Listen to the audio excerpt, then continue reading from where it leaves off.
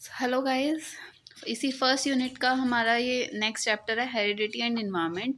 इसके अंदर हेरिडिटी का आपको पता ही होगा, जो भी हमें हमारी हेरिडिटी से मिलता है, और इन्वायरमेंट क्या है, हमारे इन्वायरमेंट से जो जो हमें इसमें बस प्रिंसिपल्स ऑफ हेरिडिटी की मेनली बात है। इसमें 5 प्रिंसिपल्स होते हैं। Principle of similarity, similarity means मतलब सिमिलर है, इंसान का बच्चा इंसान ही निकलेगा, डॉग का बच्चा डॉग ही निकलेगा। ये सिमिलैरिटी का प्रिंसिपल है, मतलब एक जैसी ही आगे हेरिडिटी चलती है।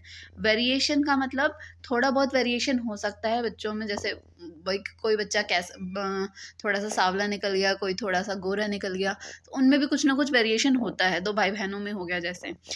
इससे नेक्स्ट है principle of regression. Regression means इसमें क्या है, मीन इन ऑफस्प्रिंग।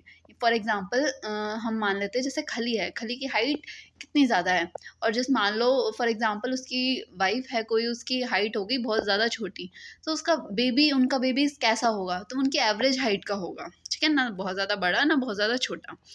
इससे नेक्स्ट प्रिंसिपल है principle of continuity of germ plasm. Germ plasm means ये पीढ़ी दर पीढ़ी, मतलब पीढ़ी चलती रहती है, एक ही जर्म का होता है। कंटिन्यूटी वही हमारी जो जनरेशन है वही कंटिन्यू होती रहेगी।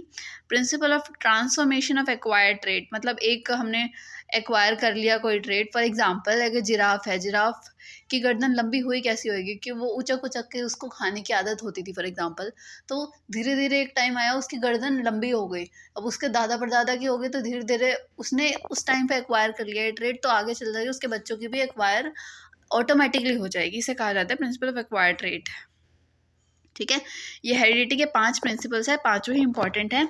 इसके बाद अगर हम देखें तो हेरिडिटी और इन्वायरमेंट में कुछ डिफरेंस बताया गया है। हेरिडिटी जो होती है हमारी जन्मजात होती है, इसलिए इसको स्टैटिक कहा जाता है, हम इसको चेंज नहीं कर सकते, रिजिड होती है, कठोर होती है।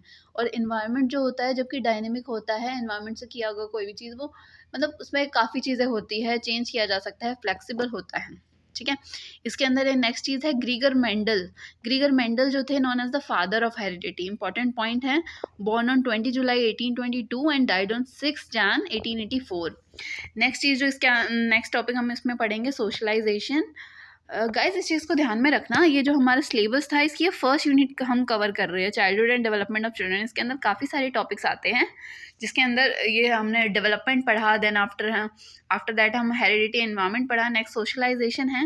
प्राइमरी सोशलाइजेशन हमारी स्टार्ट एट होम, घर से ही हम सीखते हैं सब कुछ, और secondary socialization media, school, peers, ये सारी चीज़ों से होती है। पूरा चैप्टर हमने बहुत कुछ डीपली पढ़ा हुआ होगा, तो ये हमारी फास्ट रिवीजन है। उसके बाद हम इनको डीपली हम बाद में करेंगे, इस 10th एग्ज़ाम के बाद, 10th को